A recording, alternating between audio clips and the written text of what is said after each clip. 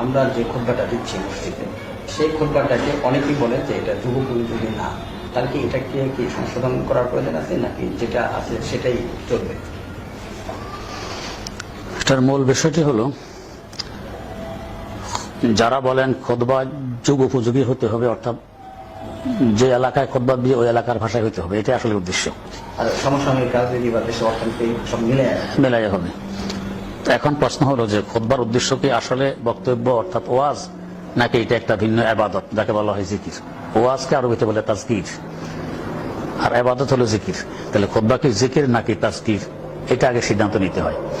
যদি খুতবার তাজকির হয়, ওয়াজ হয়, তো তাহলে আমাদের দাবি ঠিক। আর যদি খুতবার তাজকির না হয়ে জিকির হয়, তাহলে ওনার দাবি ঠিক না, এটা অবাস্তব একটা দাবি।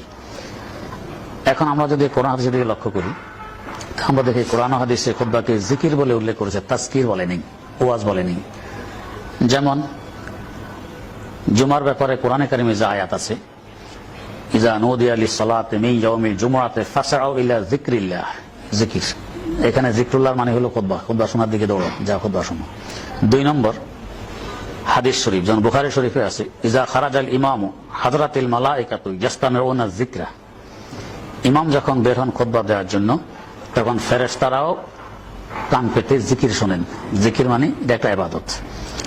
3 নম্বর ইজা খারাজাল ইমামু তাব্বু সুহুফাহুম ওয়া ইয়াস্তামিউনা যিকরা, এটাও বুখারী শরীফে আছে।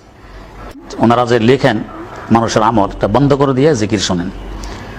5 নম্বর ইমাম শামসুল আইম্মা আস-সারাখসি, অনেক বড় একজন ইমাম ছিলেন, মেধাশক্তি এই পরিমাণ ছিলেন।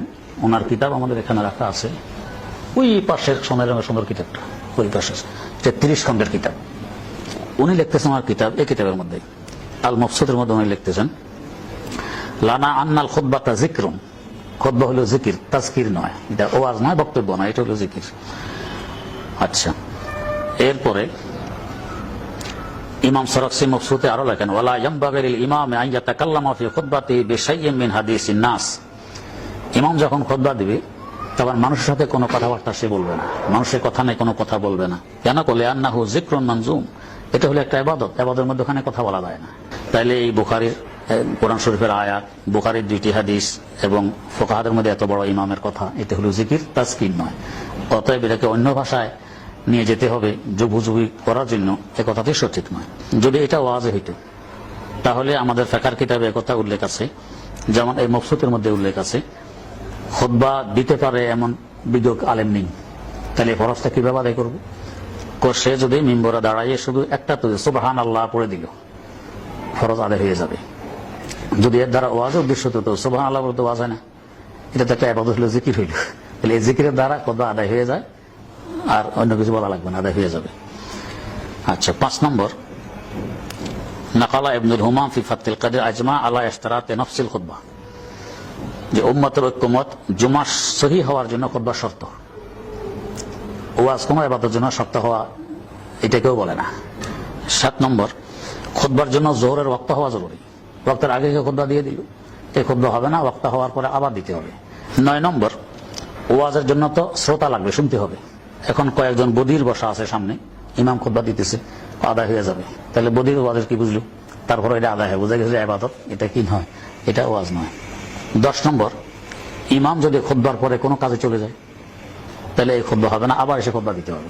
যদি ওয়াজে হইতো, ওয়াজ তো হয়ে গেছে, আবার ওয়াজ বলতে হবে কেন? এই ওয়াজ আবার বলবে। 11 নম্বর খুতবাকে ফুকাহে কেরাম বলেন যোহরের 2 রাকাতের স্থলাভিষিক্ত। আমরা সাধারণত যোহরের সময় 4 রাকাত ফরজ পড়ি, আর জুমার দিন ওই সময় 2 রাকাত পড়ি, বাকি 2 রাকাত গেল কই? 2 রাকাত হলো খুতবা। তাহলে এটা একটা ইবাদত হলো, এটা ওয়াজ নয়। কিন্তু খুতবার সময় ইমাম যখন খুতবা করবেন, যারা মসজিদে থাকবে চুপ থাকা জরুরি, কথা বলা যাবে না, গুনাহ হবে। তাহলে বুঝে এটা ওয়াজ নয়। ওয়াজের ভিতরে কথা বলে কি গুনাহ হয়? সাহাবায়ে যুগ ইসলাম বেলুচিস্তান পর্যন্ত এসে গেছে, এদের বেলুচি ভাষা। ইরানে পৌঁছছে তাদের ফার্সি ভাষা, সুদানে পৌঁছছে তাদের সুদানি ভাষা। কিন্তু ওই সমস্ত এলাকায় অন্য ভাষায় কোনো সাহাবী তো খুতবা দেননি, আরবিতে দিয়েছেন। হ্যাঁ, তো যদি এটা ওয়াজে হইতো, যে এলাকার যে ভাষা সেই ভাষায় দিতে হইতো, সাহাবায়ে কেরাম দিতেন, তোমরা দেন নাই কেন? তাহলে বুঝা গেছে এটা হলো ইবাদত, এটা ওয়াজ নয়। এই জন্য ওনারা ভাষা পরিবর্তন করেননি।